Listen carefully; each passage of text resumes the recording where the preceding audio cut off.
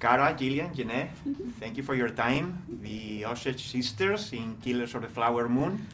You all three have a Native American heritage, and how important is for you, like, being part of this movie and that this story is being told? Yeah, we're all different tribes, so getting together and having the opportunity to portray a tribe that's described in this movie and this book was a phenomenal opportunity. I think we all brought different strengths and different stories from our homes, and what we could bring to the story and what we could bring to the character kind of reflected in the character choices that we made. Mm-hmm. Yeah, it was definitely, it's finally, audiences are demanding authenticity.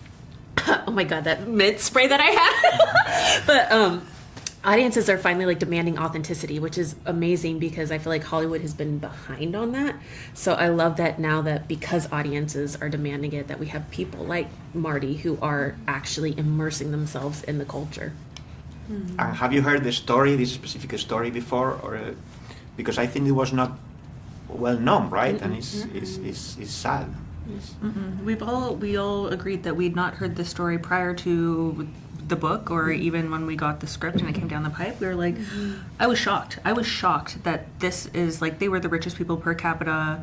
They had Caucasian drivers. They were being sent away to the best schools. They were dressed in furs, but they still managed to maintain a bit of traditional way of life, which they still do today. But I didn't know about this story, and yeah, I had no clue. I'm from two different tribes in Montana. I'm enrolled at the Fort Peck Assiniboine Sioux Reservation, Poplar, Montana, but I'm also half Crow. And my Crow side, when I was cast, a lot of my relatives started getting a hold of me and telling me about the story. And the tall chiefs and the real birds are really close, and the tall chiefs being Osages, real birds being Crows. And so within Crow country, it was known. But I didn't grow up Crow because that's my dad's side. I grew up on my mom's side. So the information came to me a little later. So obviously it's not only that Hollywood is being behind all this history, it's the country, right? Yeah. Mm-hmm.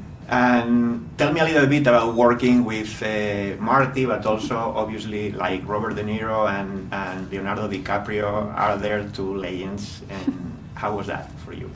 Amazing. Like everyone was so kind and funny and sweet, and they know that like this story is so important to us. So I think they would just really help us tell the story. They'd really talk to us, and we'd ask questions, and they'd help, and then they would ask us questions. So it was very much a very community outlet with everyone, and they were so driven to make it authentic that it just, everything just seemed to work together, and it was amazing. It was a really awesome set to be a part of.